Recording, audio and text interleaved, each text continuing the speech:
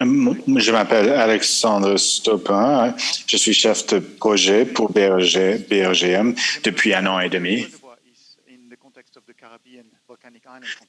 Donc, il faut bien regarder c'est quoi le contexte d'un réservoir géothermique dans le contexte de la Caraïbe. Vous voyez ici une source, donc ça doit être votre volcan. Au-dessus de cela, vous voyez le réservoir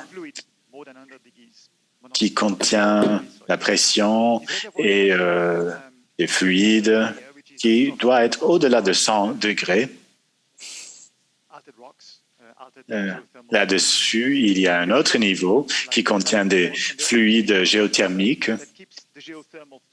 Il y a une sorte d'argile qui circule ici et ça garde le réservoir à haute pression et également à température requise. Donc, le projet doit chercher ce genre de contexte environnemental. Donc, comment est-ce qu'on trouve ce genre de système, comment on les caractérise? Et qu'est-ce qu'on fait s'il n'y a pas assez de chaleur pour procéder à la production énergétique? Donc ça, c'est sur quoi je vais parler aujourd'hui. Et ça, c'était le sujet de notre projet ici au BRGM. Donc, première étape, vous devez chercher des indices aux surfaces, des sorties de gaz, différents types de sols. Il faut faire des études géothermiques.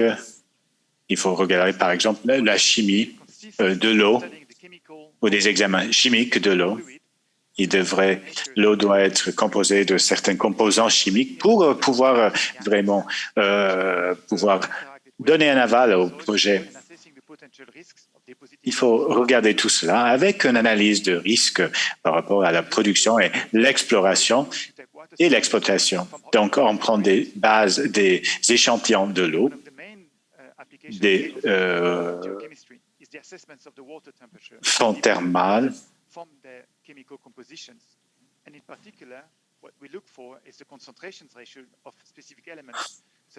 On cherche une concentration de divers composants, magnésium, sodium, lithium, magnésium, potassium.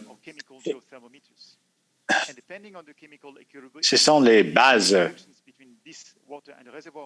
de recherche et dépendant des résultats par rapport aux interactions, il peut vous donner quelques indices par rapport à la formation souterraine des rochers. Donc, notre projet était de savoir quelle était cette composition aquatique la plus propice à une possible exploitation géothermique. Ça peut être très porteur.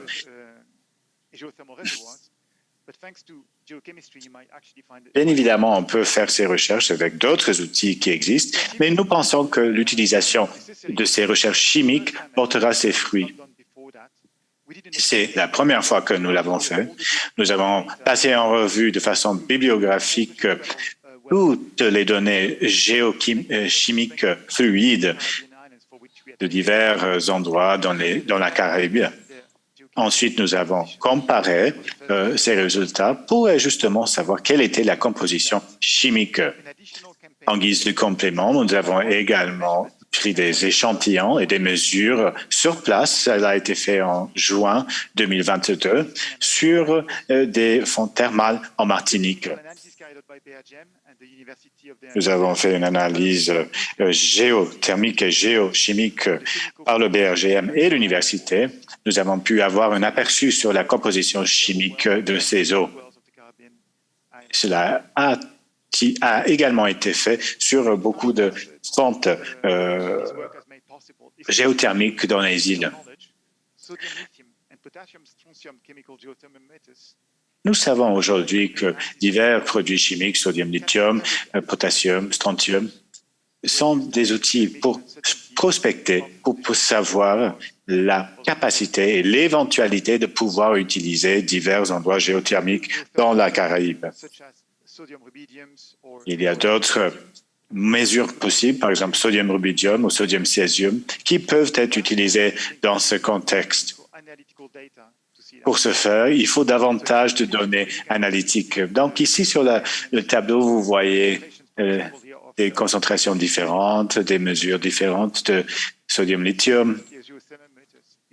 Et vous voyez ici qu'on appelle ça des géothermomètres pour pouvoir connaître les températures et les endroits des divers gaz. Et en fonction de la composition, vous pouvez donner un avis sur le résultat, c'est-à-dire la composition de votre réservoir. Maintenant, on regarde le côté géophysique. C'est une étude de la Terre. La physique. On utilise diverses méthodes. Par exemple, nous avons une méthode sismique. Il y a des méthodes sismiques qui permettent de reconnaître comme ça, on peut connaître les propriétés mécaniques de la planète en fonction des niveaux différents. Dur, plus ou moins chaud, on peut savoir ce qui est un peu plus chaud, ce qui est un peu plus froid. On peut utiliser surface, which makes it possible to recognize a reservoir containing hot fluid or areas which have been altered by geothermal fluids. Bien des endroits souterrains qui contiennent des géofluides. Ici, ce que l'on a déjà vu avant, vous voyez qu'il y a une différence de résistivité. N'est pas très résistante, ici, la source n'est pas très résistante, tandis que le réservoir est très résistant, tandis que l'autre niveau, composé d'argile, est moins résistant.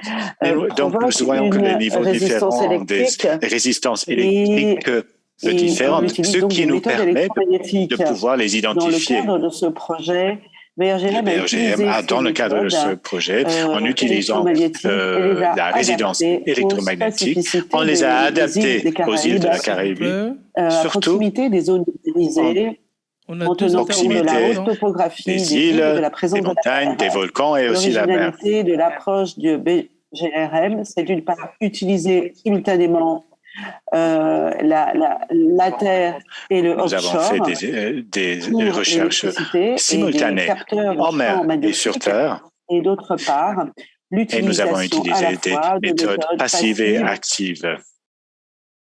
Cela nous a permis de voir vraiment un aperçu de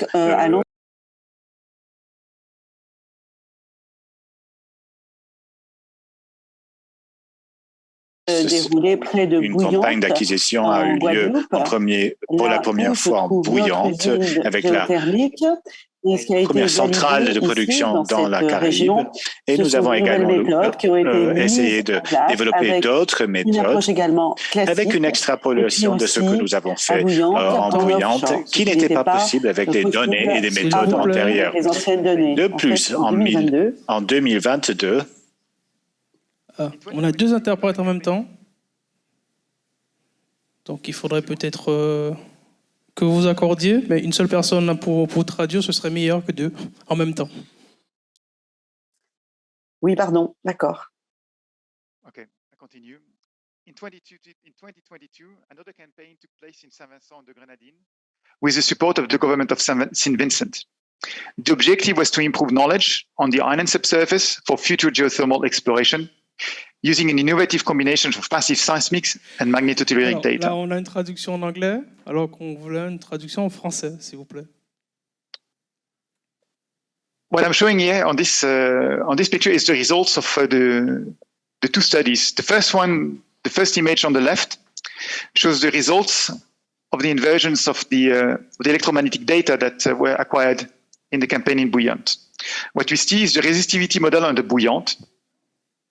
And the good thing is, the very important aspect here is that the image is continuous from land to sea, which is a first and was enabled by the innovative acquisition design, but also the algorithmic development made to handle the strong sea and land contrast and the high topography.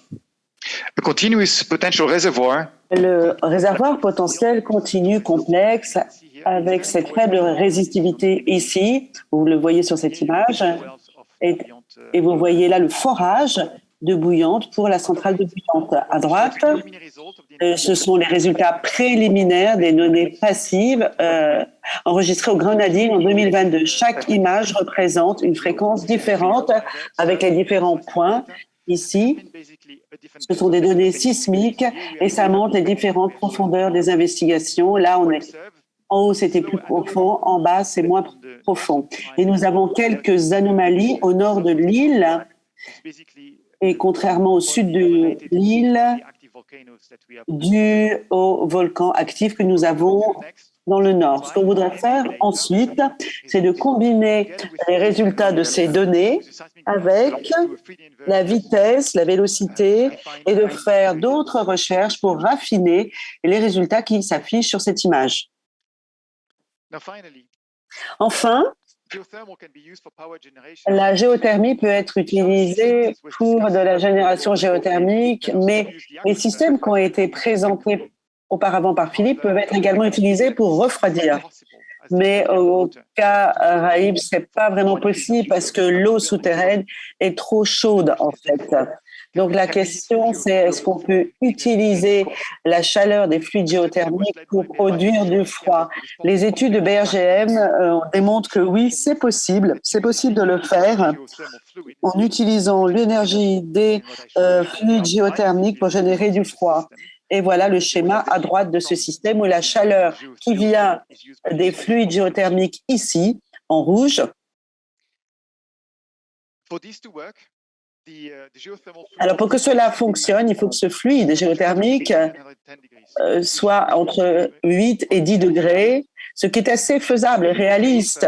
On a étudié le cas d'un fluide avec différents scénarios, différents environnements techniques, situations économiques différentes et donc des scénarios différents. Les résultats de notre étude montrent que ce genre de système peut produire un refroidissement nécessaire et il faut donc utiliser les subventions pour réduire l'émission de carbone. Donc, cette présentation, c'était pour vous montrer tout le travail qui a été fait par BRGM dans le domaine de la géothermie afin d'essayer de trouver des technologies géothermiques et aussi des manières pour générer du froid grâce aux fluides géothermiques. Merci pour votre attention et si vous voulez en connaître davantage, les rapports seront disponibles dans le cadre du projet Interreg et il suffit de me contacter si vous voulez en savoir davantage. Merci pour votre attention.